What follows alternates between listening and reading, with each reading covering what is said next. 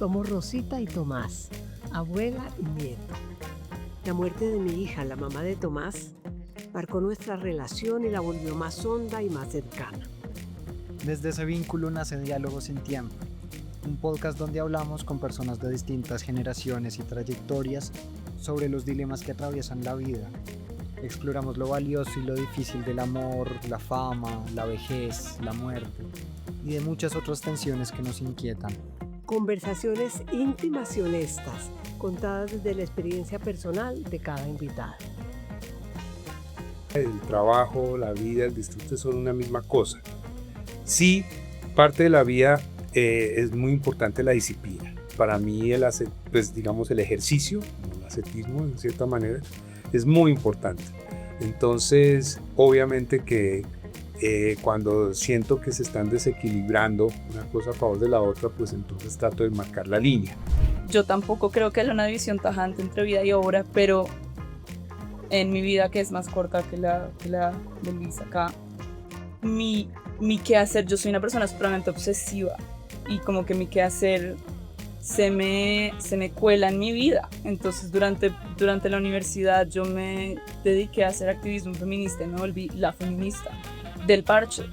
Y entonces como que llegaban mis amigos y me hacían preguntas éticas de feminismo como si yo fuera una autoridad feminista a mis 21 años, ¿sabes? Hoy tenemos a dos invitados estupendos para explorar con ellos cómo han manejado las tensiones que suelen presentarse en muchos creadores entre el éxito profesional y la vida personal. Luis Luna es un artista plástico con una trayectoria relevante en Colombia y en el exterior. Su obra dialoga con referentes como las crónicas de Indias, el hermetismo, la física, la filosofía y el viaje. Estudió arte en Berlín y realizó una maestría en pintura en Nueva York. Ha sido profesor en la Universidad de los Andes, la Nacional y la Tadeo Lozano. Luis ha construido su trabajo desde una disciplina constante, sin renunciar al disfrute de la vida personal. Amalia Uribe es antropóloga. Trabaja en procesos colectivos principalmente con mujeres desde una perspectiva feminista. Cursó una maestría en NYU en la que investigó las manifestaciones contemporáneas de los costureros o círculos de costura, tejido, reparación y bordado, liderados por mujeres migrantes en Nueva York. A partir de esta investigación, coordinó un proyecto que llegó al Museo de Queens. Amalia concibe su trabajo como forma de vida, sin relegar vínculos ni espacios personales.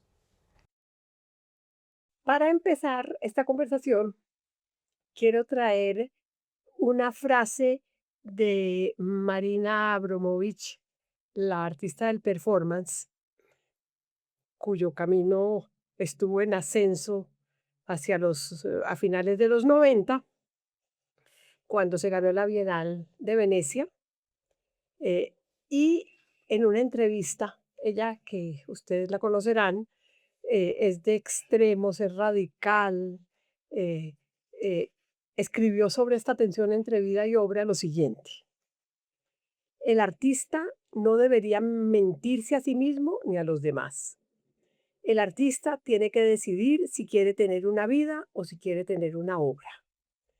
Si elige la obra, la vida se convierte en algo secundario. Esta elección tan nítida como perturbadora como incómoda, me parece que da pie a empezar esta conversación. Quiero empezar con Luis. En tu juventud, tú en noches de rumba eras capaz de cortar en lo mejor, en lo más fascinante, porque decías, mañana tengo que trabajar. ¿Qué dice eso del Luis que estabas empezando a hacer en ese momento? Buena pregunta. Dice que yo me invento las disculpas para salir de algún sitio. Entonces, no, realmente para mí el disfrute y la vida son una misma cosa, el trabajo, la vida, el disfrute son una misma cosa. Sí, parte de la vida es muy importante la disciplina. Para mí el ejercicio, como el ascetismo en cierta manera, es muy importante. Entonces, obviamente que Cuando siento que se están desequilibrando una cosa a favor de la otra, pues entonces trato de marcar la línea. Y en ese aspecto, pues sí, de pronto pues hubo alguna instancia en que decía que tenía que trabajar al día siguiente, pero es más que todo como marcar una línea y tratar de buscar el equilibrio, que obviamente en épocas de juventud era el equilibrio tiraba más hacia un lado que hacia otro de ahora. Pero sí, es básicamente eso. Esa frase de Marina me parece patética, pues. Patética. Sí, no me parece que personifica la pedantería del artista contemporáneo y no está conmigo. Claro, y por eso decía yo que es una frase provocadora, Sí, porque Total. realmente no los veo a ustedes en ese lado absolutamente No, es una frase amarrados. que hereda mucho de ese espíritu del genio, Claro. Sí, de total. que yo tengo que sacrificar mi familia y mi mundo por el arte, como si el arte fuera una cosa así abstracta y inalcanzable. ¿No es cierto? Pero sí vamos a lo largo de esta conversación presente de dilucidar cómo has manejado ese equilibrio y etcétera, etcétera. Sí, como lo han manejado en ese sentido, Amat, te quería preguntar si a veces trabajando como en proyectos que te mueven, que tienen sentido, a pesar de lo demandantes que puedan ser o sí que impliquen dejar de lado otras cosas, sientes que esos trabajos te pueden dar la misma vitalidad que el disfrute de otras cosas de tu vida. Bueno, gracias, primero que todo, gracias por invitarme. Me siento muy feliz de estar acá y de tener esta conversación con todos ustedes. Eh, ¿Saben lo que se me empezó a venir en la cabeza? Que no sé si responda realmente la pregunta. Es como que yo tampoco creo que haya una división tajante entre vida y obra, pero en mi vida, que es más corta que la de Luis acá, mi quehacer, yo soy una persona supremamente obsesiva y como que mi quehacer se me cuela en mi vida. Entonces, durante la universidad yo me dediqué a hacer activismo feminista y me volví la feminista del parche. Y entonces como que llegaban mis amigos y me hacían preguntas éticas de feminismo como si yo fuera una autoridad feminista a mis 21 años, ¿sabes? Y entonces creo que, creo que es, o sea, lo que quiero decir y como lo primero que quiero poner sobre la mesa es que creo que es normal que se nutran mutuamente, porque es que esa división, o sea, la vida es lo que uno hace con ella y uno hace las relaciones que tiene en la calle, con las amistades y en el quehacer también, ¿no? Profesional. Entonces, normal que se nutran mutuamente. Bueno, Tomás, entonces ahora quiero saber de ti, pensando en tu futuro, ¿qué te inquieta más? ¿No llegar a hacer algo significativo o perder libertad para vivir como quieres? Uf, Es muy complejo y siento que ese dilema sí está muy presente en mi vida, eh, porque sí a veces lo veo muy dilemáticamente, sí lo siento como dos fuerzas. eh, en cuanto a aquel tiempo libre que tengo, pues si yo dispusiera de mi tiempo, en general lo suelo invertir, es más en el disfrute y en parchar o en ver películas o ver fútbol, como, sí, como unas actividades no asociadas con hacer algo, pues con el trabajo.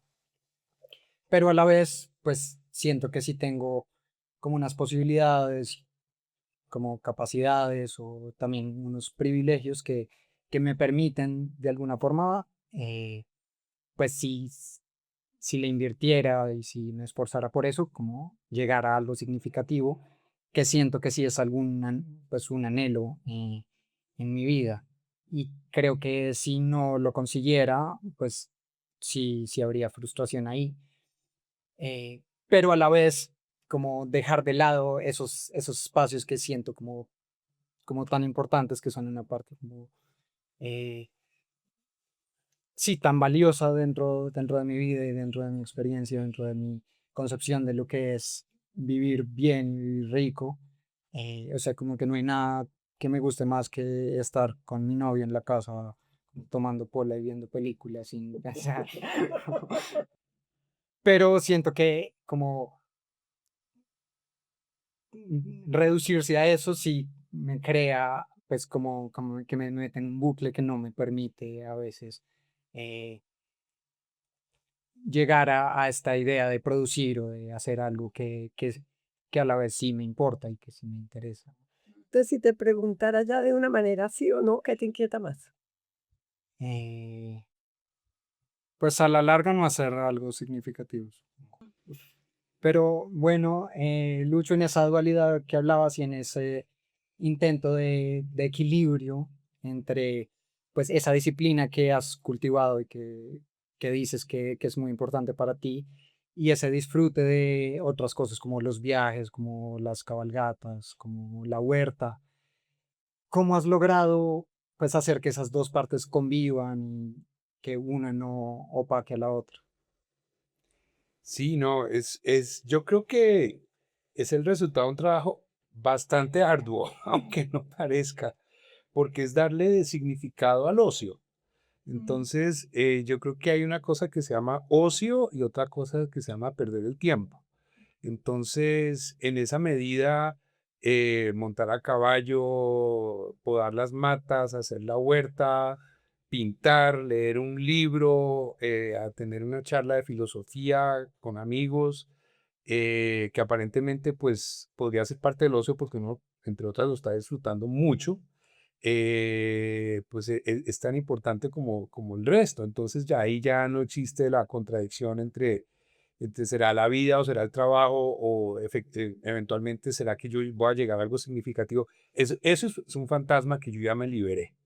Entonces, significativo es lo que estoy haciendo día a día y mi reto es darle sentido a lo que estoy haciendo día a día, tanto en el ocio como en mi quehacer ya artístico.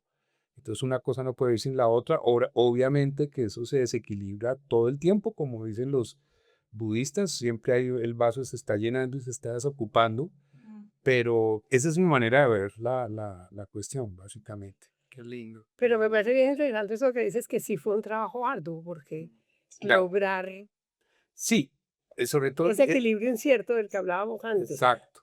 Y es el problema de darle sentido a las cosas. Si tú no estás convencido de algo, si no le estás dando sentido a lo que estás haciendo, si no tiene sentido, digamos, cualquier reunión, esta reunión o cualquier cosa, pues tampoco es que hay que ser trascendental en todo lo que hace uno, Sí. pero sí en un gran porcentaje de la vida uno tiene que estar dándole sentido, así sea sentarse con la novia a mirar la película, porque pues muchas veces está uno pintando y está de pronto uno cae y dice, pero esto qué sentido tiene, ¿no? Entonces igual, el problema es darle sentido y significado a las cosas, más que hacer la diferencia. Bueno, María, ¿y tú recuerdas algún momento en el que tuviste que decir hasta aquí a la vida social o al trabajo porque sentías que una estaba desplazando demasiado a la otra? Estuve montando esta exhibición que mencionaste en el Museo de Queens durante el verano y tuve que no tener el verano de fiesta de Nueva York, que quería tener foco en realidad para montarlo. Y a mí me pasa en esa personalidad obsesiva y también es que quiero hacerlo todo. Y digamos, de pronto también por eso, y eso es creo que es una virtud y un riesgo, o sea, una posibilidad y un riesgo al tiempo. Yo soy buena para muchas cosas, para distintas cosas. Y entonces, socialmente y creativamente me gustan distintas cosas y me cuesta mucho trabajo decir que no, entonces quiero hacerlo todo. Entonces, yo estaba en un verano, en mi primer verano en Nueva York el año pasado, queriendo ir para arriba y para abajo a todas las fiestas, a todas las lecturas de poesía, a todo lo que pudiera. Pero estaba haciendo un proceso como de curaduría de una exhibición en este museo, pero detrás de eso había un proceso como de liderar unos talleres con mujeres migrantes, de explorar, bueno, lo que el tejido quería decir para ellas, y yo no podía llegar ahí realmente en Guayabada. Sí, claro. Entonces, pues tuve como que balancear, pero me parece lindo lo que dice Luis, como que es un trabajo, es encontrar como el equilibrio. Creo que es muy fácil tender al desborde. Si algo también me ha dejado vivir en Nueva York, que igual solo he vivido un año y medio, es un sentido de culpa cuando no estoy haciendo nada productivo. Y eso es, pero estoy luchando en su contra. Muy clásico, ¿no? Es muy neoyorquino, sí. Es muy duro. O sea, o sea, creo que hay que encontrar un equilibrio porque precisamente la ciudad es maravillosa y me encanta cuando tengo tiempo libre, entre comillas, ver exhibiciones, ir a lecturas de poesía y a conciertos y a todo lo que puedo, pero cada vez que estoy descansando en casa viendo algo, me siento culpable, siento que estoy perdiendo el tiempo. Y eso tiene que ver con una mentalidad gringa sin lugar a dudas, sin lugar a dudas. Me gusta la visión de Luis de encontrar un sentido en todo. ¿Y sientes que te has podido distanciar de esa culpa algo o está muy presente? Pues creo que me gustaste, he podido, gracias al privilegio que tengo de poder ir y venir, o sea, tampoco, ¿vale? He estado solo 1 año y medio en Nueva York, he podido venir 3 veces ya, y ahorita acabo de volver de Villa de Leyva, y me dediqué con mi papá a ir a la Plaza Mercado, a comer mi loja en la galleta, a subir a la montaña, a, sí, a tomar cerveza en la tienda de la esquina, y estaba lleno de sentido para mí. Y estoy, o sea, como que me estoy recargando también. Y además hay algo que sí creo que quizás cae en lo del artista genio, pero yo sí creo, y es que cuando uno tiene un camino creativo o una obsesión que uno está cocinando, eso nunca se va. Eso uno está caminando en la montaña y está pensando en lo que viene. Yo voy a hacer mi tesis ahorita y estaba, no de una manera como que me atormentara, pero estaba empezando a pensar, podría hacer esto de esta manera o podría hacerla de esta otra manera. Y encuentra inspiración incluso como en los lugares más inesperados, ¿no? Entonces, o sea, sí. Y bueno, un poco en ese sentido y también pensando en los equilibrios y desbalances, abuela, tú pues siempre has sido muy vital y muy curiosa por muchas cosas, eh, pero sientes que esa vitalidad, o en qué momentos ha enriquecido tu trabajo y en cuáles otros sientes que lo ha podido desplazar. O sea que por la vitalidad de desplazado, eh, bueno, yo coincido mucho con lo que ambos han expresado. Es decir, eh, lo que a mí más placer me ha producido en la vida y lo que más viva me ha hecho sentir muchas veces es el trabajo. Me ha fascinado porque pues he trabajado en el mundo, me he movido en 3 mundos, porque soy dispersa, como decías tú, me muevo en muchos lados, Y bueno, pero, para muchos. pero primordialmente en el ámbito de la terapia, en el ámbito de la gestión cultural y en el ámbito del periodismo. No había nada que me produjera más placer de vivir y que estuviera más cercano a lo que convencionalmente, porque todo es vida, todo para mí, pero a lo que uno ha llamado vivir plenamente, porque entonces yo estaba con mis amigos artistas o mis amigos escritores y entonces yo les proponía un proyecto y lo empezábamos a desarrollar y entonces mientras lo desarrollábamos había conversaciones inteligentes, vitales, pero después nos íbamos a tomar un vino. Pero cuando estaba trabajando como psicóloga, tenía que desarrollar el proyecto de otro, así mi cargo fuera muy representativo y directivo y lo que fuera, o simplemente una más, no tenía ese placer y entonces no demasiado porque yo soy trabajadora, pero sí hacía trampitas. Sí, sí, para poder estar con la gente que me gustaba, para poder ver una película, para poder hacer un ¿Y viaje, trampas de qué estilo? en el sentido en el que me inventaba una comisión para poder conocer algo. Maravilloso. Yo me acuerdo, una vez nos fuimos con Vicky Hernández a, a, a Buenos Aires. Yo decía algo como lo que tú decías de Nueva York. Yo decía, estoy en Buenos Aires y no voy a disfrutar Buenos Aires. Y íbamos Vicky y yo a tomar partido en algo. Y yo muy responsablemente me llevaba a Vicky y le decía, ay, no, pero ¿cómo no vamos a ir a caminar por Palermo? ¿Cómo no vamos? No sé qué. Además, Vicky era fascinante y donde iba a armar un show. Sí. No, yo en general fui muy responsable y muy trabajadora y pasional, pero sí ocasionalmente pasé. Sí. Y amo pensando en las relaciones y en los vínculos. Yo siempre te he visto muy rodeada de gente y pues como valorando mucho el parchar y las amistades. Sí. ¿Qué lugar sientes que ocupan los vínculos en tu vida más allá de lo profesional? Mis amistades son fundamentales son. Yo soy una persona muy social y que siempre, o sea, y muy conversadora, como bien pueden ver. Eh, y tengo amigos, creo que algo que también tiene que ver con que hago muchas cosas, que tengo amigos de distintos estilos. Entonces, a veces tenía las amigas más intelectuales y otras amigas más hippies. Y las intelectuales me decían, ay, no traiga las hippies esta vez. Y las hippies me decían, no traiga las intelectuales esta vez. Okay. Y yo soy muy de todos, vengan y júntense. O sea, algunas amistades son interlocutoras, como también profesionales. Tengo una amiga que quiero muchísimo, que ni siquiera nunca hemos tenido una relación tanto de cotidianidad, que es Julia Castillo, que hemos venido a reencontrarnos esta vez que vine. Hola Julia, saludos. Y es muy bello porque nunca en realidad, desde hace tiempo, seamos amigas del colegio, pero no, desde hace tiempo no tenemos cotidianidad, no compartimos cotidianidad, pero nos mueven las mismas cosas y somos la interlocutora. Entonces, cuando estamos pensando algo, la interlocutora de la otra, nos llamamos y nos decimos, oiga, estoy pensando esto, ¿usted qué piensa? Y nos volamos y siempre es como, creo que es una amistad que es supremamente rica profesionalmente y rica personalmente también, pero sí, o sea, pues mis vínculos son mi familia.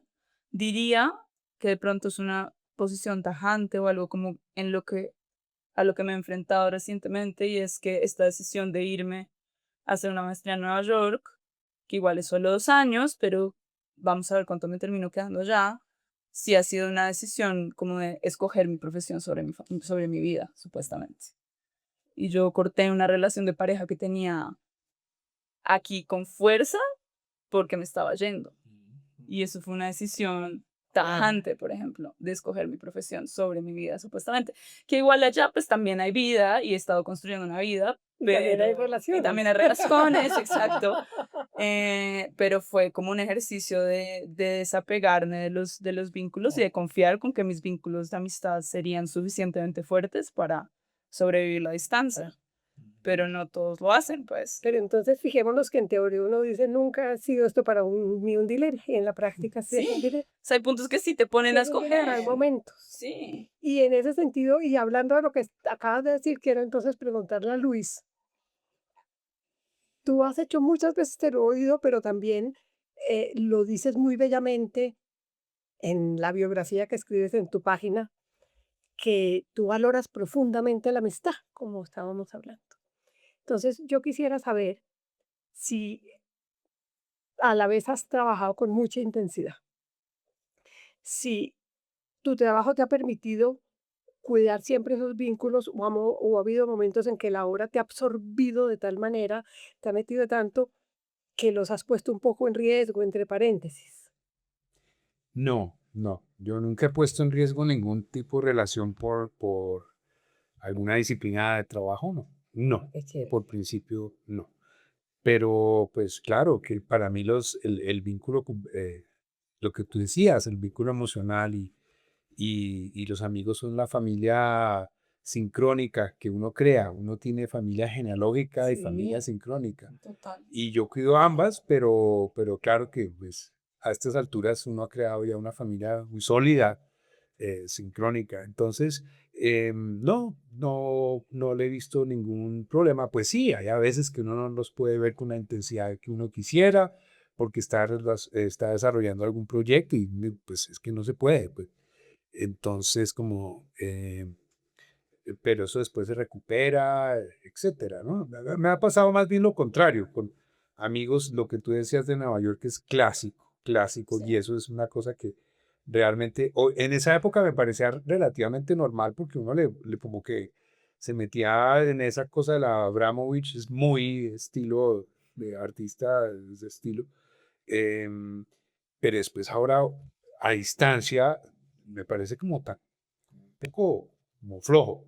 Entonces yo recuerdo que con un íntimo amigo que tenía, regresé a Nueva York por unos días, unas vacaciones, y lo llamé para verlo. Le dije, estoy en la esquina de su estudio y pues tomémonos un café. Entonces, no. no puede ser porque es que tengo una exposición dentro de un mes y estoy atareado. Y yo dije, pero ¿qué le pasa? Ah, no, no, no, tengo 2 asistentes. Oh, qué delicia estar lejos de ahí. Sí, sí, sí, sí, sí, Entonces, sí. total, pero esto fue hace ya unos años lo veo hoy y yo digo, pues el tipo no es ni mejor artista ni peor artista porque porque sacrificó el café. Entonces, qué delicia no sacrificar un café por un amigo que vive lejos y que está ahí. Entonces son cosas que uno va aprendiendo, ¿no? Y le va dando como la importancia que tienen.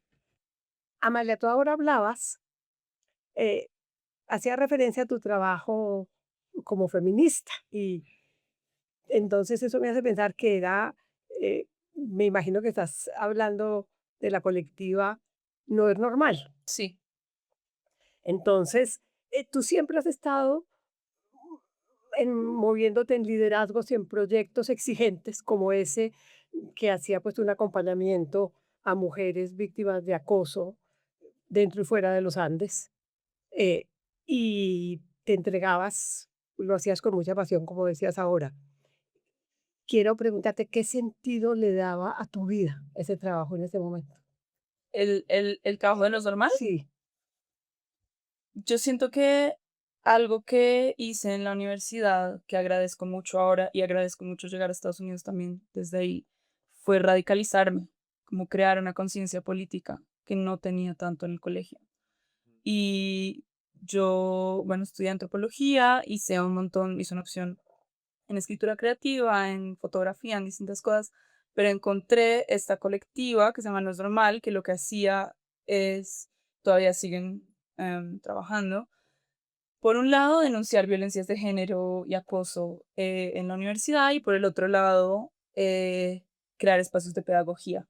Entonces, esa parte de pedagogía fue la que yo más me entregué, más que la denuncia, aunque también, que era autoformación. Era como, no nos están enseñando sobre feminismo y sobre género y queremos leer entre todas. Entonces hacíamos grupos de lectura, invitábamos a personajes de la vida pública que nos parecían relevantes y los traíamos, que hablaran de moda y feminismo, que hablaban de sexo y feminismo, que hablaban de todo lo que se nos ocurriera, de política, guerra, militarismo, todo.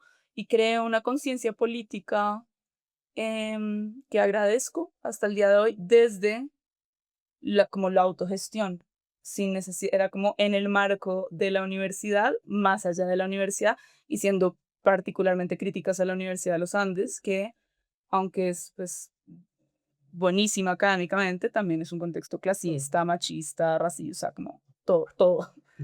Y eso es indudable. Entonces creo que lo que me hizo, el sentido que tenía era crear una conciencia política y un accionar político y ver como que em, interceder en el mundo era importante también, no sé, repensarlo.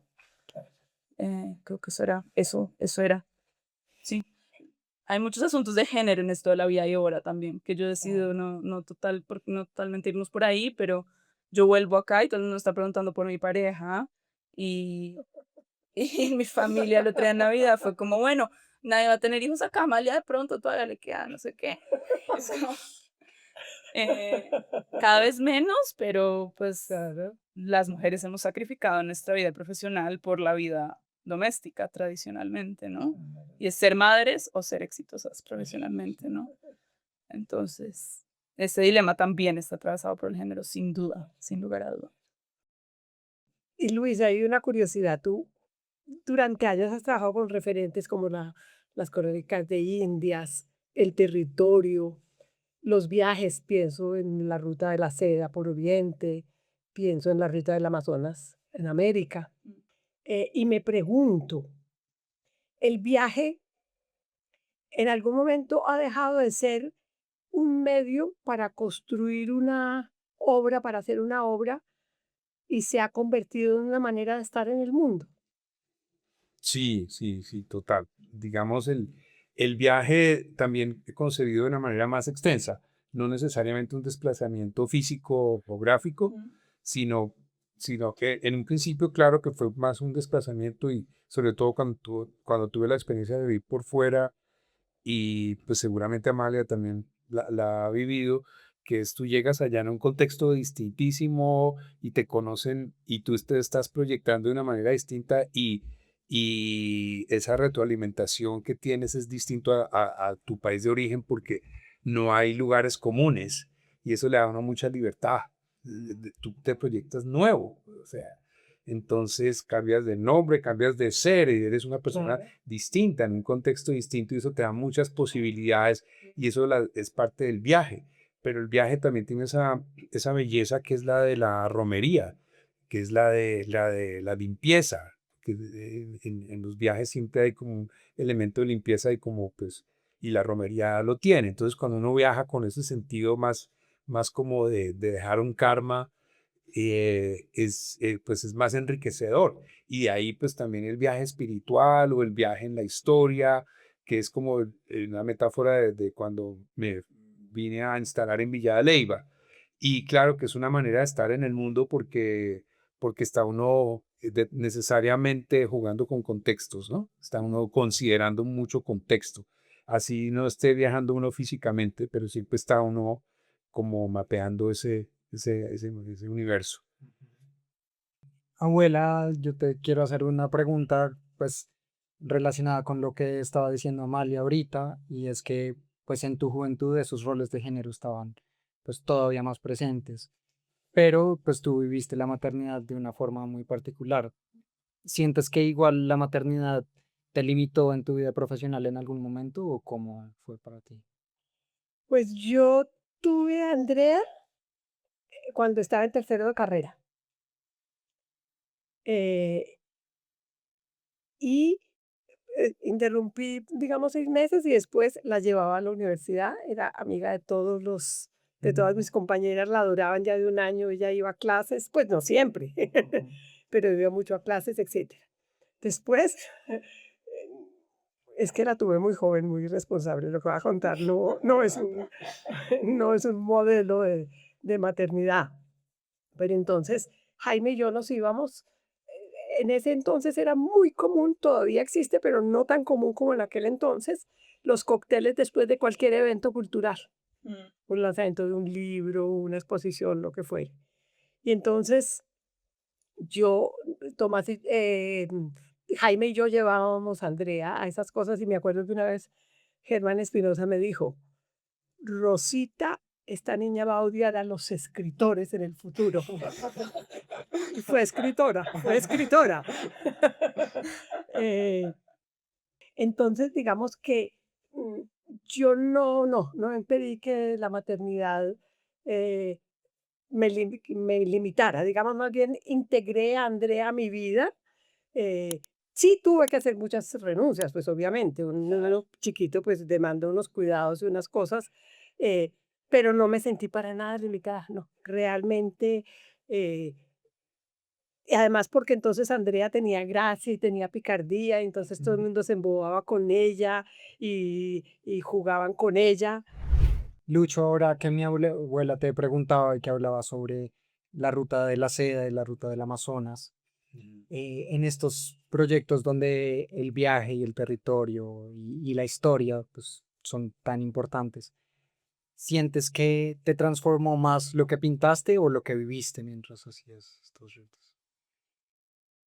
Mientras hacía las rutas tomaba muchas anotaciones y también bocetos en muchos casos, pero lo que viví sí me impactó muchísimo más y me sirvió como de material que todavía aún me sirve de material cuando estoy trabajando. Por ejemplo, en la ruta de la seda me impactó.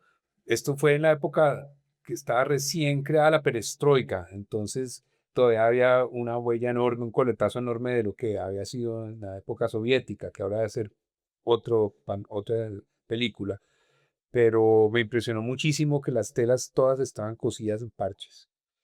Y esto sí fue una cosa que me quedó en mi trabajo, pues de que coso mucho produzco muchas como parches Claro. en en las obras. Sí, eso me impactó.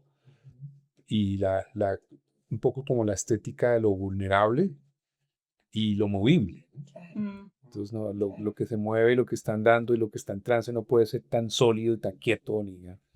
Entonces, sí, claro, lo que viví me impactó más por las mismas adaptaciones allá. Hoy en día estoy trabajando el tema de lo que llamaban los griegos antiguos el trenzado, que es eso también, es el trenzar un poco de contenidos Sí, de fuentes distintas para crear ciertos enunciados que era parte de la labor de la mántica de la pitonisa en la Grecia antigua. Y un poco, pues, eso está combinado con lo que tú dices de los parches que vi en la ruta de la seda, eh, que me impactaron tanto, las sedas así pegadas claro. con cuadritos y todo esto, ¿no? Mm, mm. Y bueno, pensando también en tejer y en bordar, particularmente aman este proyecto que contabas con las bordadoras migrantes latinas, caribeñas en Nueva York. Eh, pues entiendo que fue muy demandante y que para poder exponer pues fue un trabajo previo muy grande que te impidió parchar el verano. Más o menos, más o menos. Sí, contrario a equilibrio, no sé. Eh, Double check. Total. pero ¿qué sientes que te sostuvo mientras todavía no había resultados inmediatos o concretos durante este proceso? ¿Qué me sostuvo? Como que me hizo seguir queriendo crear. Y aguantarte no disfrutabas tanto del verano y sin embargo tampoco tenías todavía los resultados. Claro, claro. Es que creo que al menos a mí me interesa mucho este fenómeno de que en Colombia le decimos costurero, que es como distintas personas que se reúnen a abordar, a tejer, a hacer procesos textiles en colectivo. Lo que me interesa de ahí es qué pasa cuando las personas están creando colaborativamente y qué pasa, qué es lo que sale oralmente y qué empieza a pasar con la materia cuando estamos bueno, reunidos en una mesa creando. Y justamente mi interés ahí es en el proceso más que en el producto. Claro. Y entonces la lógica de la exhibición evidentemente es centrada alrededor del producto, pero lo que estuve haciendo durante el verano, digamos, entonces yo estuve trabajando con costureros que ya existen de mujeres migrantes indocumentadas en Queens, que se reúnen a bordar y a tejer, bueno, en medio de esta política de miedo y persecución que está dándose en Estados Unidos. Y eso se vuelve una forma como de supervivencia para ellas. Es como de reclamar el gozo y la felicidad y el chisme y la ligereza en medio de, pues, tener miedo de andar en la calle, etcétera, etcétera. Y entonces ya como que estos espacios existieran y fortalecer esos espacios era un éxito en sí mismo, que existieran. Y entonces creo que también en esta lógica del éxito y de la profesión está la búsqueda por la visibilidad, ¿no? Como si el trabajo que hago, cuando el trabajo que hago es visto, es exitoso. Y yo creo, creo que tenía claro que aunque estuviera buscando la visibilidad, eh, el trabajo invisible que había ahí era muy importante. Claro, El trabajo fundamental. invisible que había ahí era Fundamental. supremamente rico. Entonces, lo que empecé a hacer fue talleres con ellas, juntar dos costureros que ya existían e invitarlas a pensar lo textil no solo como utilitario, sino como narrativo. Cómo podían usar el bordado que ya conocen y que traen desde México, o el tejido que traen desde Cañari en Ecuador, o bueno, mujeres de todas partes de Latinoamérica, y pensar cómo esto puede ayudarlas a contar las historias que tienen. Hicimos un mapa colaborativo entre todas, hicimos un patchwork, una colcha de retazos, como explorando la idea como de origen y de tierra, ¿no? De hogar que cada una tiene. Y pues, o sea, el proceso fue maravilloso y lo que hice, algo bueno que pasó en el proceso fue que llegó una documentalista y me dijo, quiero registrar el proceso y las conversaciones que se tienen mientras están conversando. Claro. Entonces en la exhibición pudimos mostrar tanto las piezas como María. lo que estaban conversando. Pero Exacto. ustedes le Súper. dijeron a las señoras que Claro, estaban claro. grabando. Tomás, ¿hay algo de la vida adulta que ya estés dispuesto a sacrificar por un proyecto, ahora que me decías que tal vez en ese balance hacer algo era importante?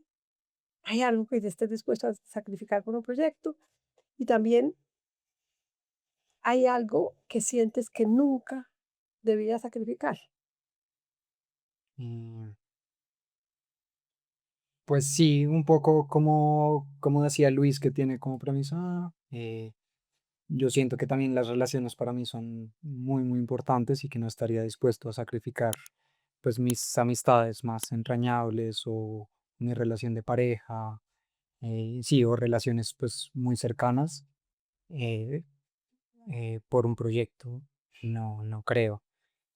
No, pues estoy seguro, o sea, ahí pondría el límite. Sin embargo, pues sí estaría dispuesto como a renunciar a ciertas otras cosas, como a no hacer tanta locha, a ver menos fútbol. eh, ¿Qué más? eh, sí, pues como a vivir siempre en Bogotá. mm, Igual, sí, como con lo que decía Ama, como irme y sacrificar una relación, eso sí, siento que no lo haría, que buscaría la forma o de no irme o pues como de irme acompañado, porque siento que pues a la larga las relaciones sí me llenan más, o sea, si la pregunta fuera entre hacer algo significativo, pues como o poder vivir pues lleno de amor, ahí sí pues elegiría más el amor. Eh, pero pues otras cosas, digamos que disfruto mucho, pero que valoro menos, sí estaría dispuesto a sacrificarlas por proyectos o trabajos que me parezcan interesantes o importantes para mi vida. Mm. Abuela, tú pues contabas ahorita y pues siempre expresas mucho cómo pues muchos de tus trabajos estaban llenos de vida social y de efervescencia, de encuentros, de viajes. Eh, Ahora sigues trabajando mucho y siento que pues valoras el trabajo también harto, pero de una forma menos en movimiento, menos efervescente. Eh, ¿Cómo has hecho para seguir trabajando con intensidad, sin tanta intensidad, pero conservando tu vitalidad? Mm. Bueno, de pronto empiezo por lo segundo. Mm, yo antes trabajaba con un entusiasmo y una fascinación absoluta y con una vitalidad total. Eh, y digamos, eso me daba una energía y una fuerza y no me cansaba, me demoraba mucho para sentirme cansada. Y en ese sentido, yo no diría que mi vitalidad sea la misma. He perdido vitalidad, pero siento que es algo que se pierde con los años. O sea, si a mí ahora me dijeran, entonces en su trabajo usted se va a ir por tierra 8 horas y va, yo diré, "Ay, qué pereza". No, no tengo ya esa. Pero también una noche de fiesta hasta las 3 de la mañana ya me aburre. O sea, es un proceso que me parece natural, ese de no tener la misma intensidad en la vitalidad. Sigo siendo muy vital y eso pues me lo reconocen las personas cercanas, eh, pero eso ha disminuido y la disminución no es una pérdida, es un cambio. Mm. Porque, y si tú me pones a decir cuál prefieres, no, no hay una que prefiera. En ese entonces eso era lo más delicioso que podía haber y ahora es delicioso, pero de una manera más íntima, muchísimo más íntima. Entonces, lo disfruto muchísimo. Una de las cosas más bellas que yo puedo vivir ahora es la consulta, porque para mí tiene también un valor artístico, porque es un manejo del lenguaje en donde uno con la conversación y con lo que crea, en la conversación va llevando a la otra persona que otorgue nuevos significados a lo que estaba viviendo para que deje de ser, por ejemplo, tan doloroso, etc.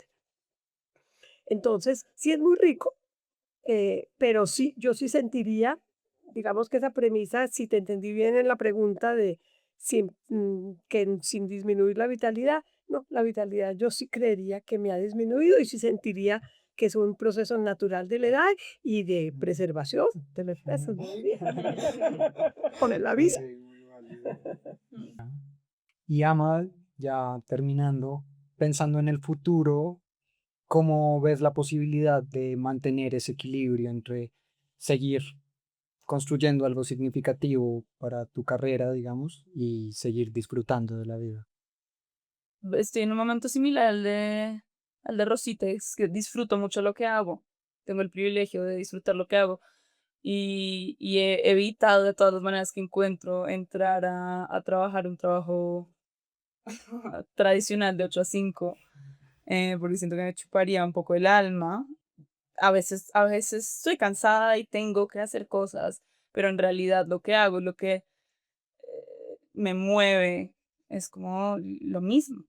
Entonces eso es como muy privilegiado y quiero seguir como permitiendo que mis obsesiones creativas y profesionales me dicten mi camino de vida digamos, entonces mi disfrute está ahí con respecto a mis relaciones, que sí, que en este momento claramente estoy priorizando mi camino profesional con mis relaciones. Creo que confío en que las relaciones que tengo son suficientemente fuertes y que, de pronto esto es un pensamiento de persona joven, pero que la vida es larga y ya volveremos a encontrarnos. No, pues muy lindo esto para cerrar.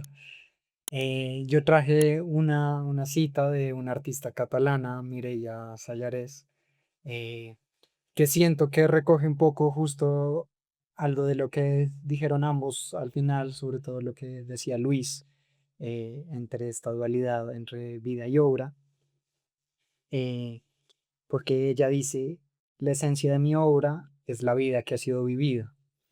Es más como la vida, como motor del arte y de todas las otras cosas de lo profesional.